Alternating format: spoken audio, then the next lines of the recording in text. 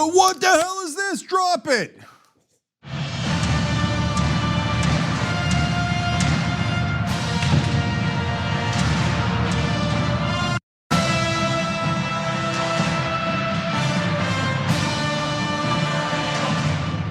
All right, Jake Uger.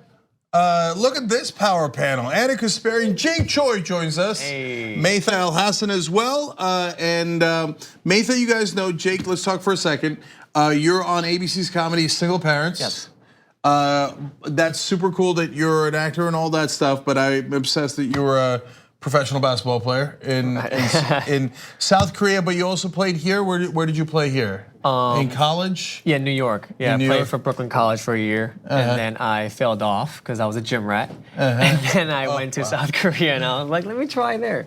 And yeah, I ended up playing university basketball there for the top university, basically in Korea. And then yeah, I played semi-pro for a few years. Oh, that's pretty badass. What position? I was a combo guard because I like to shoot. I like to shoot too. There's gonna be a lot of shooting on today's show. Okay.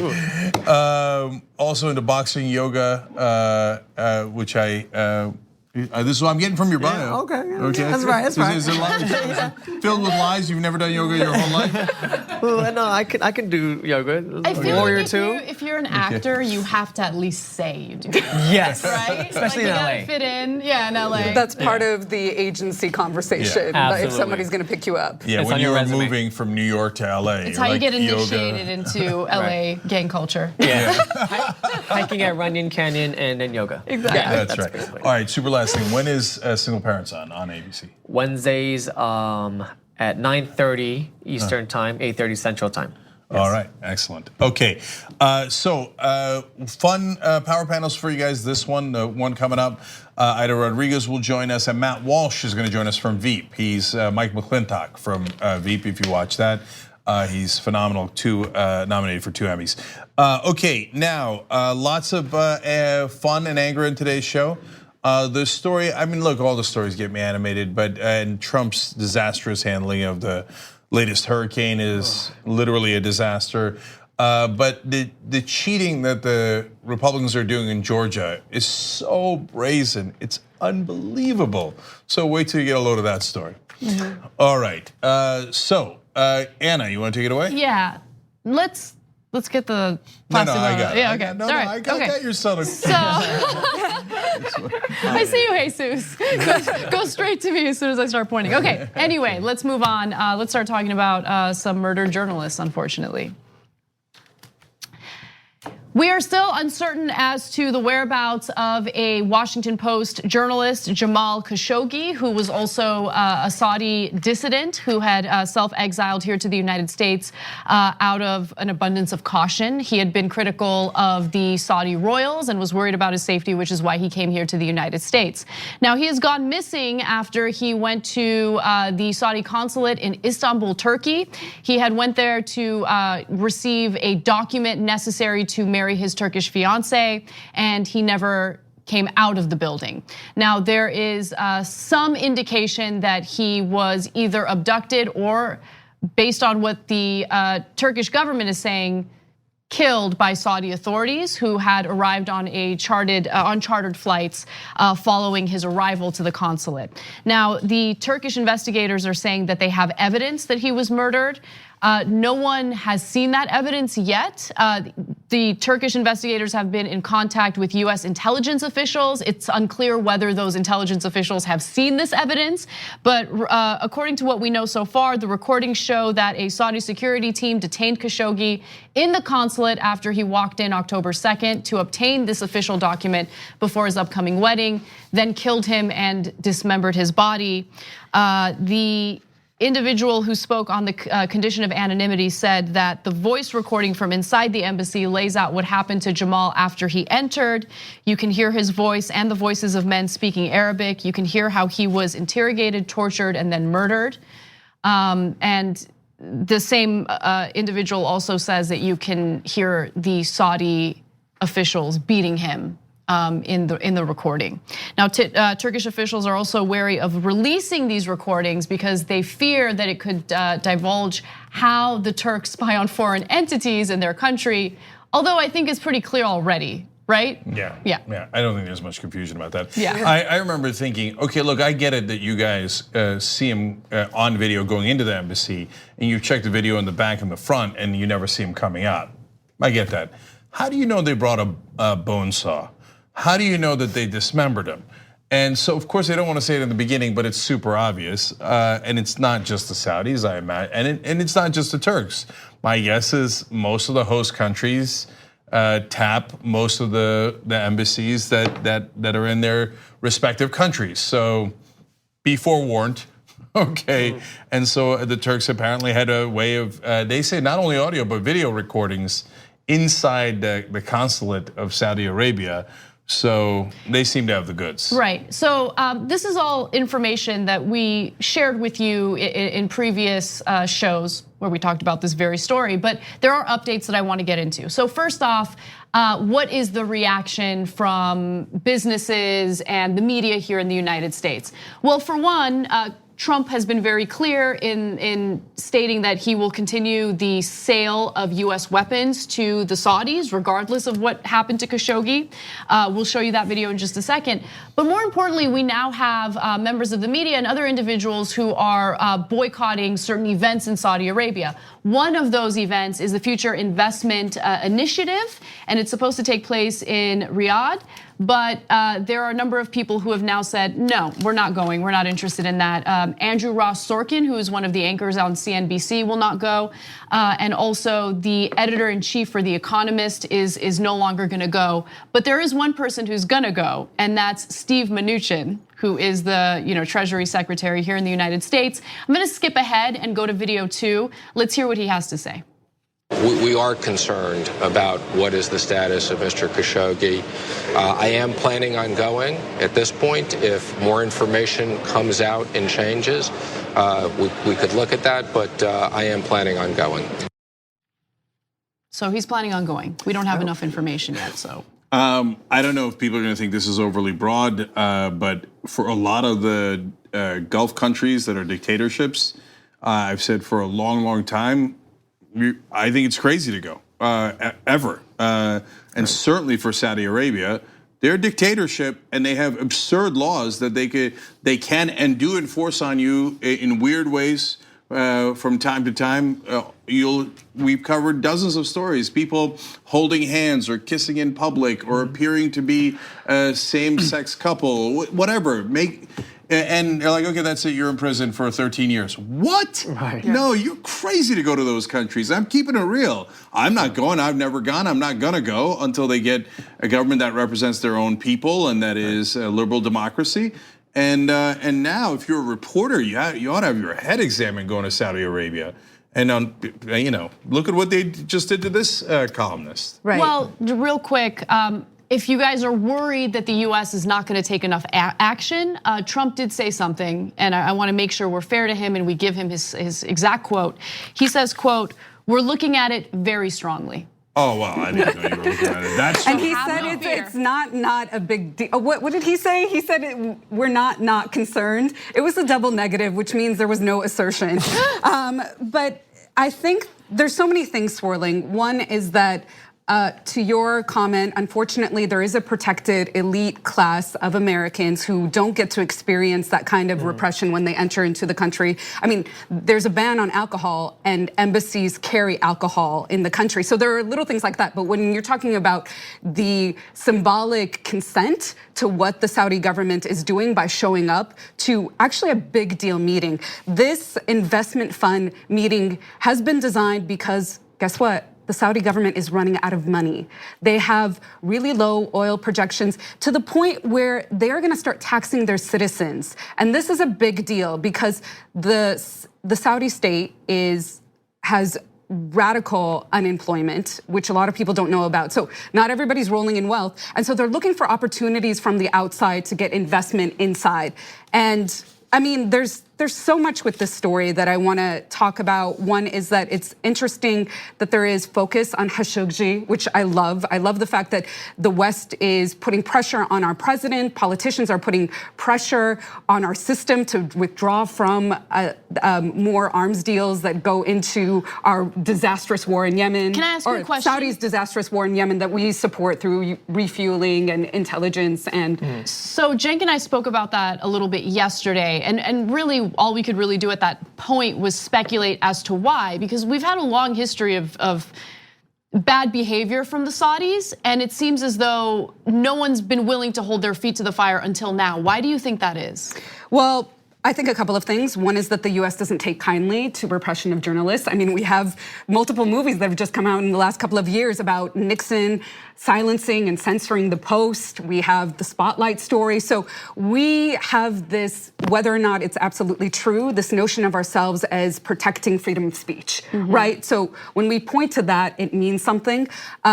Khashoggi is a very interesting story, what his family, where he comes from and what his family represents in the global market. And maybe perhaps we can go into that at another point because it's a much longer story. But I think that also the murder of one person is something that is tangible to people. You know, Stalin said that killing one person is a tragedy, killing millions of people is a statistic. Interesting. So that's how people can understand the story. They can't understand millions of people who are at jeopardy of a famine in Yemen. They can't understand the hundreds of thousands of people that are killed in Syria. It's too much to wrap your brain around and for you to extend a certain kind of empathy because you don't see it in your everyday life. So the killing of one person just hits home, and that sort of story is the story that broke World War I. You know, the Archduke Franz Ferdinand was assassinated in Sarajevo, and some historians speculated that that was the reason for the start of World War I. Interesting. Yeah, so look, whenever it's someone who's in the elite, it makes a much bigger difference. Let's keep it real. He was part of the Saudi elite and in their mind betrayed them by actually being honest about them. And here he's a Washington Post columnist. So that counts 1,000 times more than a child in Yemen. It's horrible, but that's the way that it works. It shouldn't work that way, but if you're writing for the Washington Post, it's a lot more personal for you. And that's partly why we're on that war path. And I'm just really curious how much he means if this is a terrible thing. We're gonna look into it. I feel like oftentimes when he says that, it's very empty. When Trump says that? Yeah, when Trump says that. Yeah, I can see why you'd think that. Right? Yeah. Right. I mean, and look, to provide evidence for why someone would be concerned about whether or not Trump really cares. I mean, when he was talking about this in front of the press just yesterday, he mentioned the citizenship status of this journalist, like basically trying to make a point about how this isn't like a US citizen. He's not a US citizen, right? Like he's a resident. I mean, he was first of all, you should know that before speaking to the press. You're the president of the United States. Right. But more importantly, what does his citizenship status matter? I mean, he was here in the United States. He was working for the Washington Post, and he was targeted specifically because he's been critical to the Saudi royals, who Trump has been, very complimentary toward, and has, gone to great lengths to do, positive PR for. So. I don't know. I don't think that he really cares that much. He also does have a long history with the Khashoggi family. So this is putting him in really sticky waters, but not that Trump is a loyal person. He's loyal to the point of his own personal interests being protected. And I'm just curious to really see how this pans out because it seems like a gross political miscalculation on the part of MBS. I don't understand why doing it in another country, a country that you're also in really dirty waters with.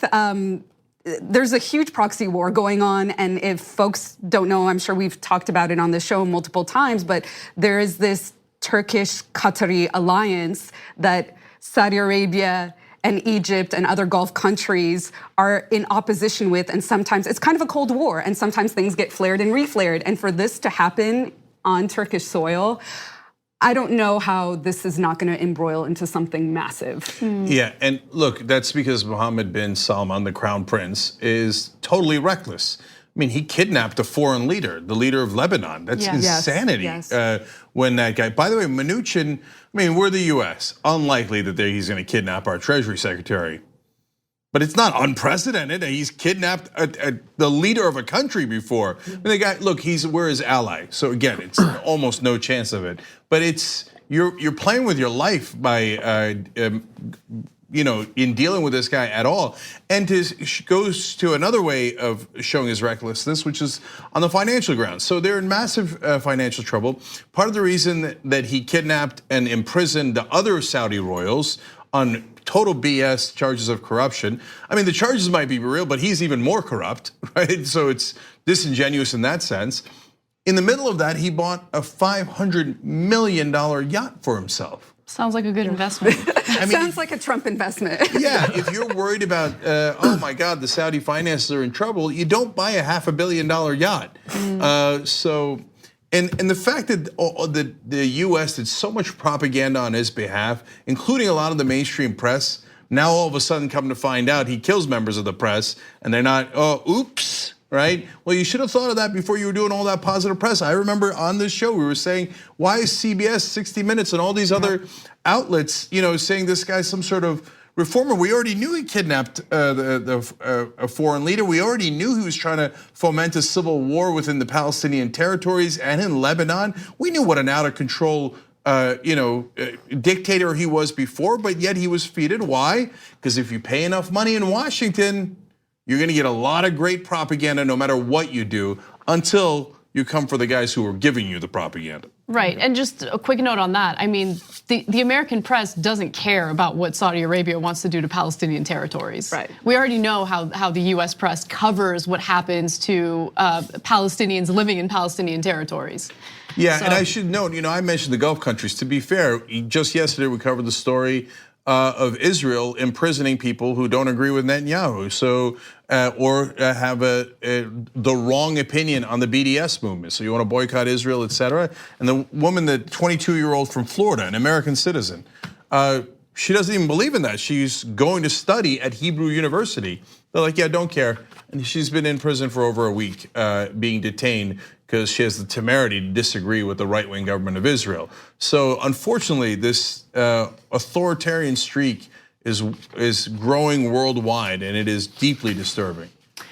We got to take a quick break, but when we come back, we will give you an update on Hurricane Michael and also Trump's insane non-reaction to it. So come right back, we'll give you that and more. All right, back on the Young Turks. Let me read a couple of comments for you guys. I'm going to start with, we're going to go just members right now. Start with Cossack writing in. As a trained historian, I just want to say that TYT is certainly an objective news source despite their commentary. You can have a humanistic perspective and still be objective. Objective morality is a thing that exists despite what the Christian right says.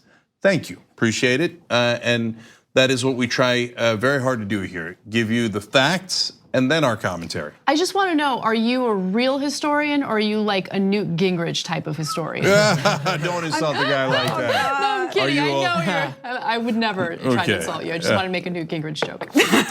Are you also an amateur paleontologist? Newt Gingrich, okay.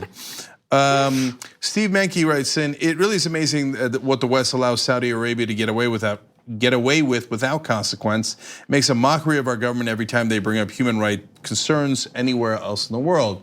Great point. 6,600 civilians have been killed in Yemen. Yeah. And we let them get away with that. You get somebody in the elite, then it's a different problem. And Trump is such a weird liar. He just. So he's like, yesterday we should have called him out on this. So we have $110 billion of arms deals with Saudi Arabia. It turns out it's $4 billion. Yeah. He just can't help himself. And by the way, it is definitely bipartisan. That we've been saying all along. The reality is Obama had $96 billion worth of arms deals with Saudi Arabia. So what we have let the Saudis get away with under Democratic and Republican presidents is outrageous. And one last one, DeVerde writes in, It's a slippery slope to chastise Cruz's advisor Omri Saren for defending war criminals. Okay, that's from yesterday's show. Cenk, us lawyers understand the sacred right to have your day in court and to challenge the state's evidence to avoid any arbitrary prosecution. Now, that's true, but remember, Omri Saren, who is one of the top national security advisors for Ted Cruz, is not a lawyer, he's a lobbyist. And he didn't have to represent them, and it's not a nonprofit case, he's not court appointed. He chose to represent a mass murderer for money. So yeah, I get to criticize that. By the way, when you have these celebrity lawyers, and sometimes they're wonderful, like Johnny Cochran had a great career before OJ, but okay. But the very first time I was ever on television, I said the same thing then about him and Dershowitz. I was at a minimum right about Dershowitz, okay, which is that nobody made you represent OJ. You weren't a court-appointed lawyer, and there was a lot of money and fame that came along with that. In Omri's case, it's not even has nothing to do with the law. He was a lobbyist who signed up to represent dictators, and Ted Cruz apparently thinks that that's a wonderful thing because he hired him, and God knows what he's going to advise him. So that was a great story by Ken Klippenstein, which you should check out on TYT Investigates. All right, what's next, Anna? All right. Hurricane Michael has led to quite a bit of devastation in Florida's Panhandle and also in Virginia. In fact, we are now getting updated numbers in regard to the death toll, but I do want to warn you that the medical examiners in the area do expect the numbers to increase. So according to what we know as of now, Hurricane Michael's death toll has risen to 13. 13 people have died. There was this one particularly tragic story of a little girl who died after a portable carport slammed into her grandmother's house and hit her in the head. Both she and her grandmother died as a result. Now, one of the medical examiners that the press spoke to said, "We are swamped. It's a disaster zone down here." He refused to give any updates regarding the death toll numbers, but again, as we know, the official count is 13 at the moment. Now, at least 1.5 million customers were without electricity in states stretching from Florida to Virginia. Much of the coast of the Florida Panhandle, including Mexico Beach and Panama City, was devastated. The area is dotted with small rural communities, some of them among the poorest in the state.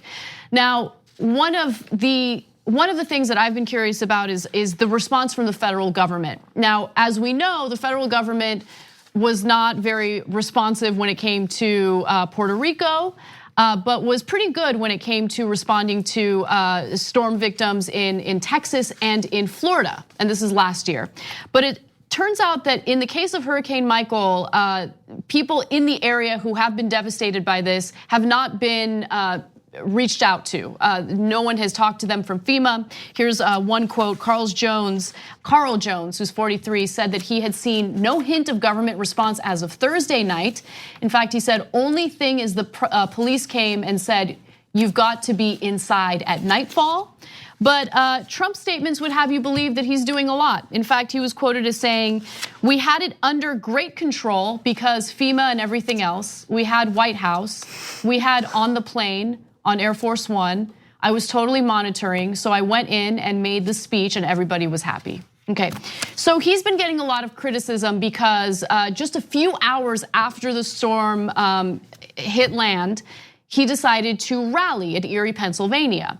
And so after the critics chimed in on this, Trump decided to share his views when he called into Fox and Friends. Here's what he had to say.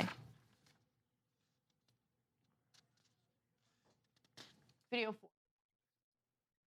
4. You took some heat yesterday, Mr. President, for going ahead with your Pennsylvania rally last night. Well, I think really when I explained it, there was no heat. I really had very little heat, other than the natural haters, of which there are obviously some. But, we had thousands of people standing in line. It's a great thing that's happening. It's a great movement in our country. I go make a speech in a 12,000-seat auditorium, and people start lining up 2 days early. I mean, literally, they bring tents, and, we had thousands of people lined up. by the time I had to make a decision. So my decision was, do I want to tell people that were waiting 10 and 12 hours already that I'm not coming? And I just thought it would be, and we're talking about thousands of people. Yep. And you saw that last night when the auditorium, which held about 12,000 people, it was full, and we had 20 or 25,000 people outside watching screens. And we're talking about thousands and thousands of people.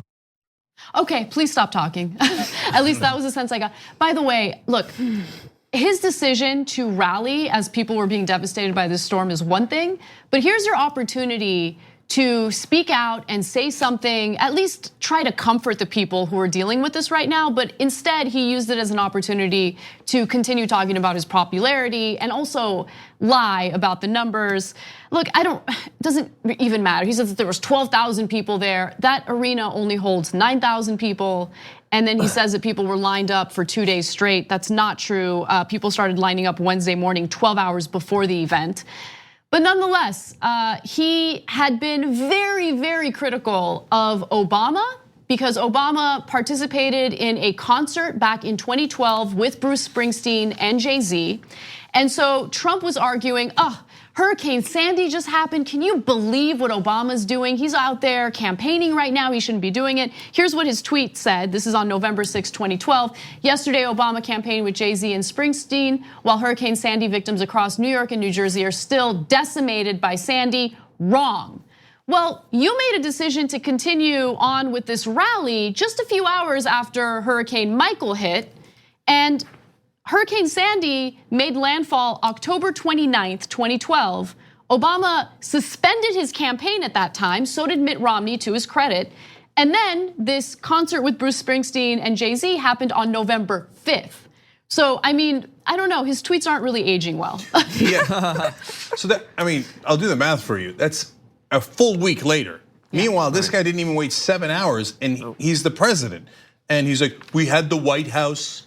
We had great, what are you talking about? You had so far it appears a terrible response. 13 people dead, all those people without cell phone service, without food, water.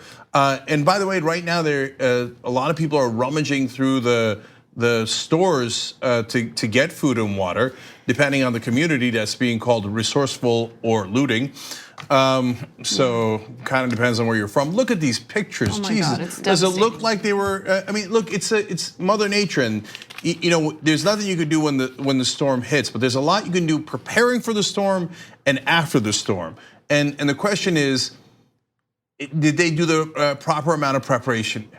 Look, when it comes to FEMA, that's an open question, and we'll see how the rest of the government responded. Does anyone think that Donald Trump did enough preparation as the president?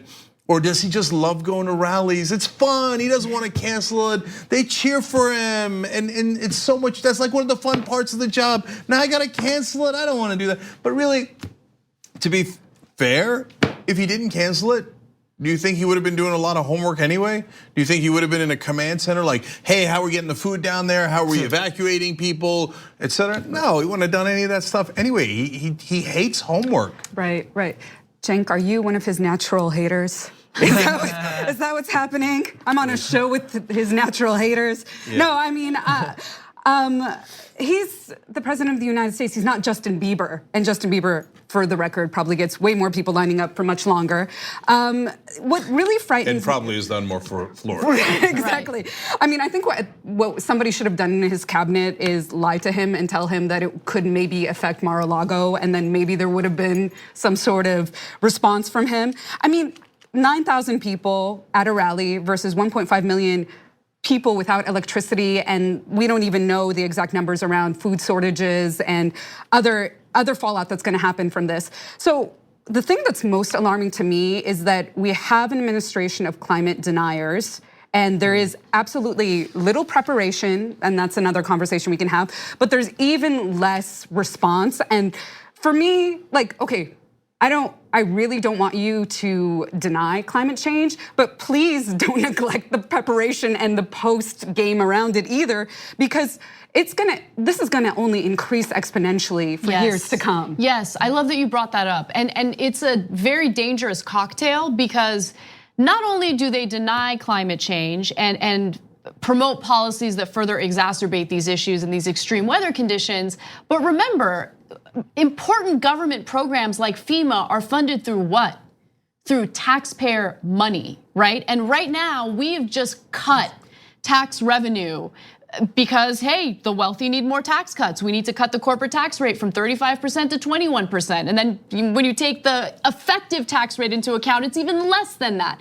And so, I mean, if we're not gonna be able to fund the government organizations that help with relief efforts, and we're also going to ignore the very serious issue of climate change, this is gonna get worse. Every year it's gonna get worse. And we've noticed that these hurricanes are happening with more frequency. They're happening with more severity.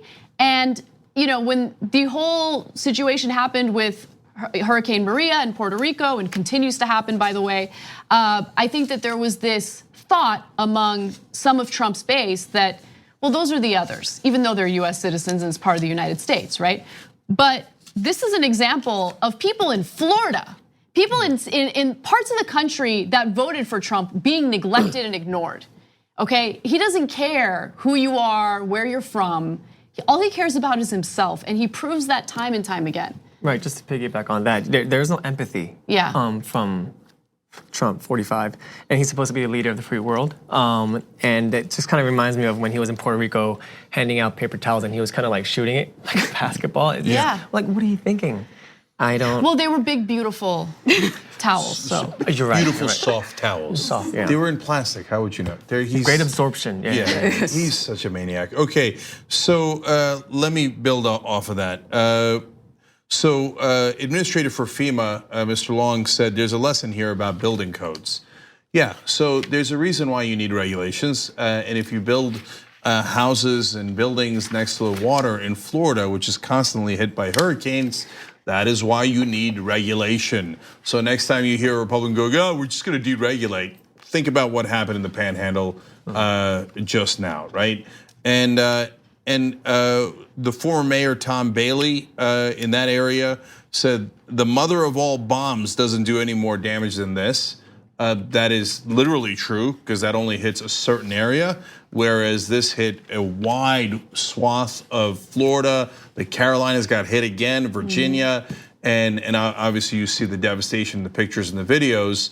And yes, the one bomb could not possibly do that. Mother Nature is nothing to mess with.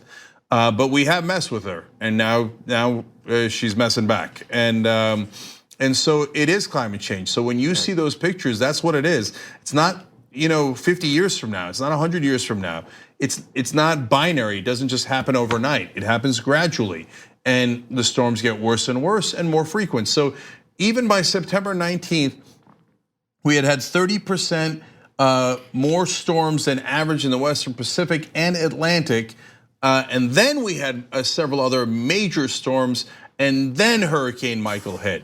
So this is way more than average. And so climate change, a lot of times people feel like, oh, okay, I gotta throw away my plastic bottle, and it's gonna happen 100 years from now, and it's happening to some island nation, and their water is rising, and it's something in the North Pole, but it doesn't affect me. No, these people died right now, certainly because of climate change. And so I'm not saying that any one hurricane you can tell is directly connected, and it's not that hurricanes did not exist before. But the whole point of what all of the world's scientists told you, and they were right, it's called science, is that the weather was gonna get more extreme, we were gonna have more storms, and they were gonna be more forceful. That is exactly what has happened. So that story that you mentioned, Anna, about Sarah Radney, she's 11 years old. I mean, look, 13 people died so far, and a lot of people we don't know, there might be a lot more deaths because we can't reach them. So it's not just Puerto Rico, we can't reach people in Florida right now, okay? And a lot of the roads are destroyed. So was there good planning for that? Well, it certainly doesn't appear so. But Sarah, her dad, she was with her grandparents because of fall break. Her dad's calling in every hour, every half hour to make sure that she's okay. They're like, no, she's all right. We're all inside, we're not outside, we're doing the best we can. And a carport flies off because it's a 155-mile-per-hour wind. A steel beam flies through the air, goes through the house, hits the little girl and the grandmother. Grandmother's lung is punctured, the ribs are broken, and the girl gets hit in the head. The dad is obviously in a panic. He's trying to drive up there, trying to make calls, and in the middle of it, they say, too late, she passed away, okay? So yes, she partly died because of climate change. So it has devastating consequences. Understand that, absorb that, so we can make the right policy decision. We're sitting around here chasing ghosts because of right-wing paranoia and fear. They're passing laws against Sharia law in Oklahoma. Yeah, they're worried about Muslims taking over Tulsa. Meanwhile, we got climate change killing American citizens day in, day out. Wake up to the real danger in this country. And our response to that is what? To put people who are at the forefront of deregulation, at the forefront of the fossil fuel industry, to be the head of EPA. Yeah. And so there is no surprise that when you have the rising temperature, the UN report by 2030 is our point of no return. That's not too far away. That's 12 years away. And for the planet to rise in temperature 1.5 degrees, and all the hurricanes need is moisture and high temperatures, I mean, we're gonna get, the severity is gonna increase, more people are gonna die, and it could have been preventable. Exactly. And we could still do something about it. And right now, our current politicians say, no, it's a Chinese hoax. Apparently, a Chinese hoax just killed 13 people in America. It's not a hoax. 97% now, actually now 99% of the world's scientists didn't all get, those tens, hundreds of thousands of scientists all across the world didn't get together and decide to launch a conspiracy. That is, anyone who thinks that is either incredibly stupid or purposely lying to you because they get bribed by the fossil fuel industry, and it's leading to your family members getting killed. That's the real danger, and currently our government does nothing about it because they're part of the people taking the bribes. I mean, can we just have more thinkers and not deniers? Yeah. Like, just people with an open mind and uncorrupt pockets, I guess. That's right now we can't. And look, that why if you're wondering, if you watch the show on a regular basis, why do you keep coming back to money in politics? Because it's the root of all problems. They're literally paid to do nothing and let the danger fester and get worse and worse and worse. So if you lost a family member in this hurricane, it's partly because, yes, Jim Inhofe and Scott Pruitt and Donald Trump, they all took bribes from the oil companies to make sure they don't do anything about climate change. Because if you did, you might do a carbon tax. Oh boy, that would affect their profits. Anything you do might affect their profits. God forbid ExxonMobil, one of the most profitable companies in the world, should make $10 less. So if they gotta sacrifice your kids, well, that's a sad day for you, not for them. They're gonna keep on taking those bribes. Let's take a break. When we come back, we will tell you what's going on with the voter polls in Georgia. It's not looking good, so we're gonna give you the information on the real voter fraud that's going on. Look, it's a level of cheating that is now so absolutely clear. We're gonna show you the numbers. We'll show you how Republicans cheat all the time. They're the ones who do voter fraud. So it's indisputable. We'll do that when we return. We hope you're enjoying this free clip from the Young Turks. If you want to get the whole show and more exclusive content while supporting independent media, become a member at tyt.com/join today. In the meantime, enjoy this free segment. All right, back on the Young Turks. Let me just give a couple of comments here from people who were affected by the hurricane. Wow. Maxwell Crystal writes in on YouTube Super Chat.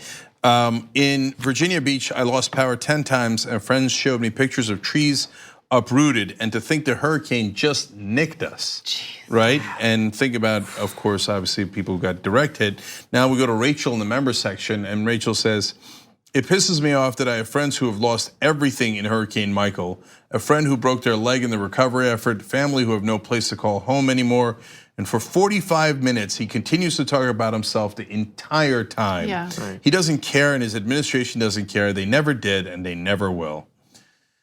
So it's true, and if you're hoping for this guy to come and protect you, which is integral part of the job as president, unless you're rich and powerful, good luck. Help is not on the way. People on Twitter pointed out this is the poorest part of Florida, the Panhandle, and so hey, less help got to you. Shocking. But let me end on lighter note, Gabby Marita writes in, Donald Trump speaks like a poorly programmed knockoff of Google Translate. And Progressive Todd says they're probably paid actors. Are there any lengths that George Soros won't go to? Now he bribed a whole town to destroy itself. So hold, you never know when that conspiracy theory is coming. And let me tell you real quick about one of our sponsors, NordVPN. You guys have heard me talk about it before, but you got to get the 66% off to protect your computer. In fact, I was reading about it in the context of a Donald Trump story. I got to tell you guys about it. Either over the weekend, I'll do a live video, or on Monday. The server that I told you about a long time ago in Pennsylvania, it definitely was doing communications with Alpha Bank in Russia, no question about it. And the knuckleheads didn't use a VPN. I'm not kidding. It was in the story. What? Yes. So they did not protect themselves, and now they might pay a huge price. So use nordvpn.com/TYT, get the 66% off. They've got military grade encryption, and they got a perfect score from PC Mag. It's too bad, or lucky for us, Trump did not see this earlier. Yeah, guys, when you're communicating about your money laundering, just make sure you use a VPN. Anyway, all right. I didn't say that. I'm being sarcastic. Just don't money launder. It's bad. You might go to jail. Okay, unless you're the president. Okay, moving on. Ooh. Voting rights continue to be a huge controversial topic in the state of Georgia, where it appears that its Secretary of State, a man by the name of Brian Kemp, who is also running for governor, is doing everything he can to take certain people off the voter rolls and prevent them from voting. Now, the certain people I'm talking about mostly consists of the minority community, the black community in Georgia. Now, there have been two main policies implemented in the state of Georgia that have essentially disenfranchised voters. They're overseen by Kemp and have drawn criticism and legal challenges. Georgia's exact match registration verification process and the mass cancellation of inactive voter registrations. So one of the things that's happening, and we've talked about this on the show before, is they're pretending like they're trying to verify the addresses of voters. And so they supposedly sent out these mailers asking people to respond back to verify their address. Many people didn't receive those mailers. I'm guessing that some people probably lost them or saw them and thought it was just junk mail. But either way, tens of thousands of people have been taken off the voter roll. So 53,000 to be specific. Wow. Also, under the policy, information on voter applications must precisely match information on file with the Georgia Department of Driver Services or Social Security Administration. So if there's even a small mistake, so for instance, if there is a missing hyphen in a hyphenated last name, they will be kicked off the voter rolls. Okay. So that's the one of the two issues. That's the exact match registration. So if it doesn't match perfectly, then they're like, no, you're on hold, and there's all these people that are being put on hold, and they might not be able to vote.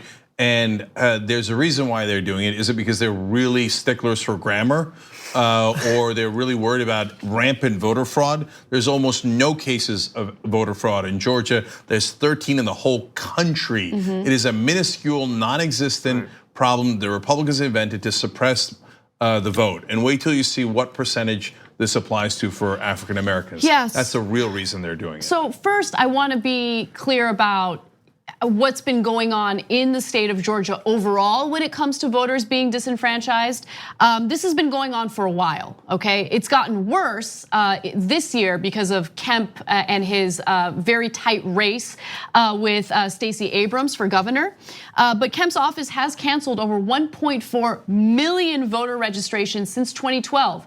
Nearly 670,000 registrations were canceled in 2017 alone, okay? So let me be clear about context here. So from time to time, do you need to cancel voter registrations? Yes, why? Because things like people die and they move, and so they're not there anymore. I don't live in New Jersey anymore. You got to clear my name from the voter rolls in New Jersey because I'm in California now, okay? So it's not a thing that is, it doesn't have to be done to do voter purges, okay? But that's why you have to look at the numbers. And is it an extreme number? Who does it target? What has been the effect?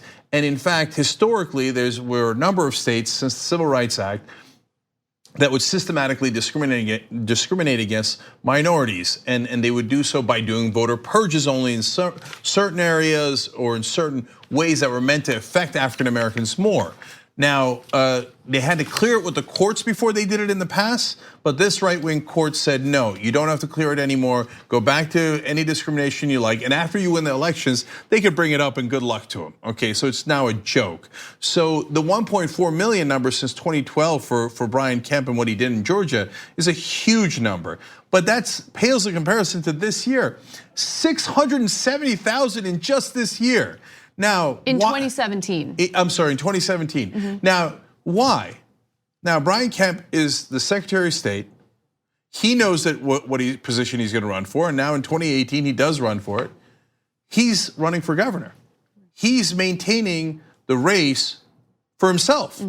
So he's getting to make the decisions of which voters to exclude in a race he's in. So everybody's like, well, you got to obviously recuse yourself. He's like, nope. I don't care. He refuses. Not only will I not recuse myself, I'll cheat. I'll actively cheat and block your voters. So he claims, like, we got to get into the demographic numbers, right? Because that's what the most relevant part of this. So it appears that he's specifically targeting the black community, and the numbers prove that, okay? So Georgia's population is approximately 32% black, and that's according to the US Census. But the list of voter registrations on hold with Kemp's office is nearly 70% black. Gee, I wonder why. And he thinks, well, the way that he's trying to portray this in the media, because of course he's getting a lot of criticism for this, is no, this is nothing more than a made up left-wing conspiracy. That's not what's happening. I'm just trying to ensure that there isn't voter fraud in my state. Right, so the civil total lie. Yeah, that is a total lie. Total lie. So the civil rights group Color of Change has called this a return to the Jim Crow Act, or to Jim Crow time period and era that was before the civil rights movement had put legislation that overturned Jim Crow laws across the country. And this exact match scenario actually violates the Voting Rights Act, which the civil rights movement put into law. And what's interesting is the Lawyers Committee for Civil Rights under law successfully sued Kemp for doing the same exact thing in 2016, using this exact match scheme where he tried to put 40,000 registrations on hold. So he has a history of doing this. He has a history of being successfully sued for it. So the fact that he wouldn't recuse himself is not only obnoxious, but he knows he has a chance of losing big time, because Stacey Abrams could be the first black woman governor in US history, and they're not ready to give that up at all. And in Georgia. In Georgia. In Virginia, we had a black governor. Oh, woman? Oh, no, not a woman. Sorry. Yeah, woman. Yeah. Black governor. That's what she'd be the first. So she would be the first, and this is a really tight race. And this is, I mean, we have to watch out for this, because there's so many schemes that the Republican Party and the Trump administration have put into effect that are eroding your civil liberties, your civil rights, and they're doing it either under your nose or without mainstream media putting intense focus on something that will take away your rights. I mean, this is just the beginning. Yeah, no, look, everybody who cares should be outraged. I mean, look, if you're a Republican, are you proud of this? It's like, haha, we get to cheat and we blocked 70% African Americans. And I mean, and then you go around saying, oh, where do you guys get racism from? Now, I know that the main reason Kemp's doing it is because he's a cheater and wants to win, and he'll do it at any cost. And it just so happens that African Americans vote against Republicans. So he's like, then I gotta block African Americans. So I don't know what's in his heart about, does he hate black people? I don't know, maybe he does, maybe he doesn't. But it doesn't matter, that his actions affect blacks clearly, decisively, indisputably, disproportionately. It's clearly affecting blacks more. And well, that is a racial and racist outcome. And so, at a bare minimum, he doesn't care. In fact, he revels in it. Right. I don't know if he's like joking, but he's this is also partly racist. He says, no, it's their problem because they didn't adequately fill out the forms. Okay, and I mean it's just that's a dog whistle. They don't know what they're doing. It's their fault, not my fault. And so the Republican Party does this. Unfortunately, this is maybe the most brazen case because it affects 70% African Americans, right?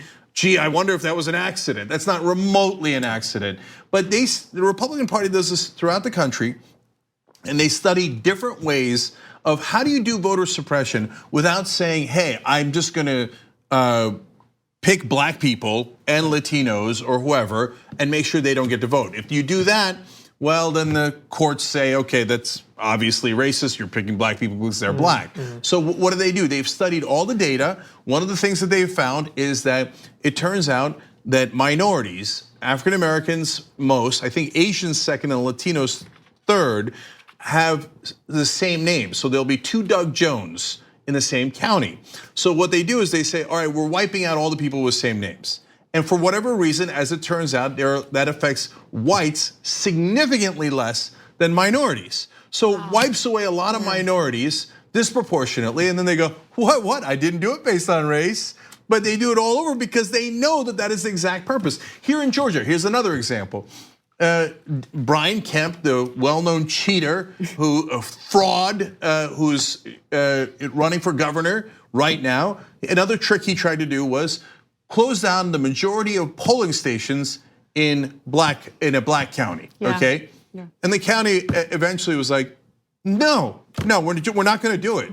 So he does it on purpose. He picks black counties. He says, okay, if I shut down enough polling stations, I'll get to say, well, there was a couple that were open, but it makes it much harder for you to vote, much more inconvenient, and it makes the lines in the other polling stations way longer. And then you might be late to work and lose your job, etc. So it's a way of systematically discriminating against African Americans on purpose. What is that? It's both cheating and being a goddamn racist, which is what Brian Kemp is. I know that conservatives they cry all the time when you point out facts about what they do, but this has clear racist results. That's who Brian Kemp is. If your excuse for him is, yeah, but he has a lust for power, and that's why he did it, not because he hates black people, congratulations. Well, the thing is, the Republican Party actually hasn't been able to win successfully in, I would say, decades in major races. So they've either resorted to gerrymandering, voter suppression, or something we rarely talk about anymore because it was decided by the governor of Florida and the Supreme Court at the time,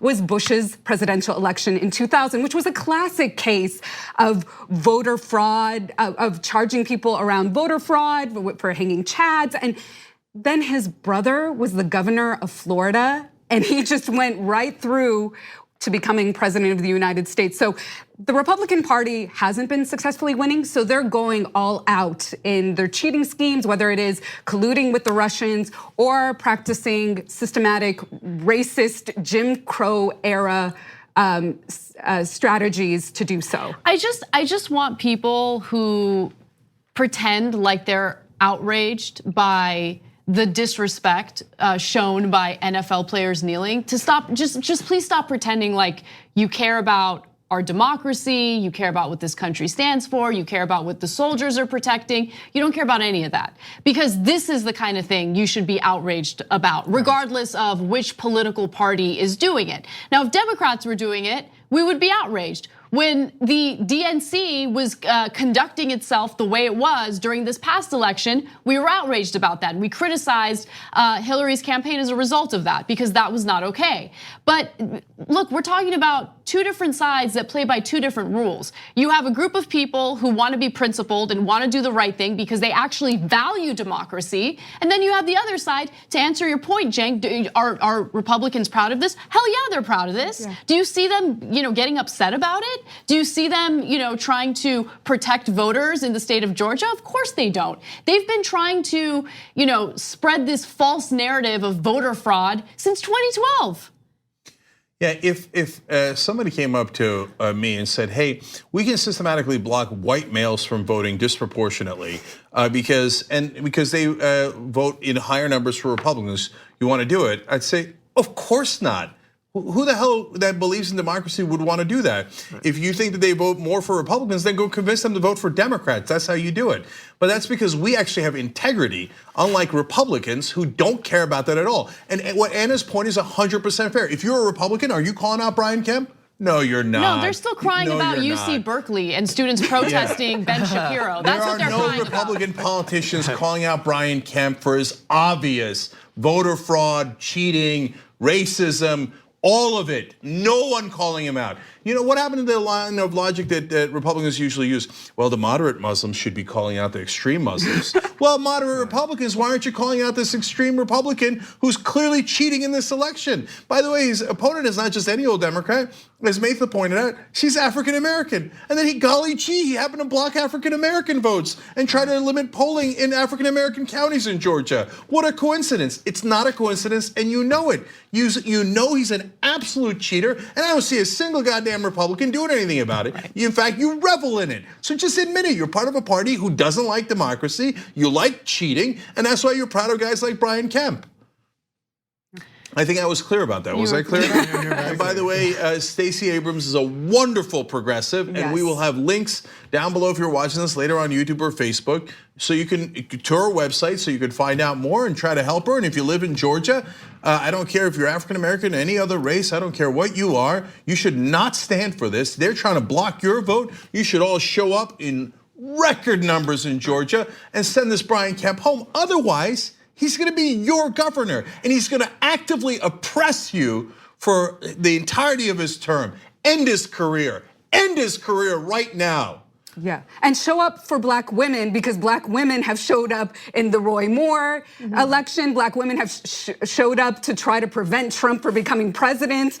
The least you could do is show up for an incredible, not just because she's a black woman, she, like Cenk said, she's an incredible progressive politician. Look up her politics, look up her policy proposals, and get Kemp out of business. Yeah. All right, unfortunately, we're out of time. Wonderful power panel. Thank you so much for joining us, Jake and Matha. Thank you. Mike McClintock from Veep is next. No, okay, it's actually, I don't know if you know that, but he's an actor. Great power panel coming up, amazing stories, and including Melania Trump saying to Rudy Giuliani, no, he's not telling the truth. So drams, lots to get to. We'll be right back. Thanks for listening to the full episode of The Young Turks. Support our work, listen ad-free, access members-only bonus content, and more by subscribing to Apple Podcasts at apple.co/TYT. I'm your host, Cenk Uygur, and I'll see you soon.